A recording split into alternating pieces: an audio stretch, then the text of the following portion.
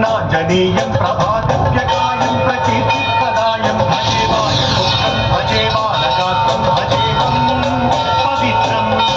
అది రామాయణ మహాయుద్ధం భీకరంగా సాగుతున్న తరుణం.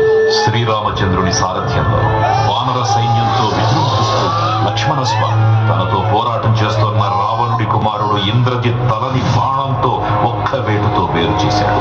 ఇంద్రజిత్ మరణవార్త విన్న రావణుడు ఆవేశంతో ఊపిపోయి ప్రతీకారం కోసం పాతాళ లోకాధిపతి తన సోదరుడు అయినటువంటి మహిరావణుడి సహకారం కోరాడు.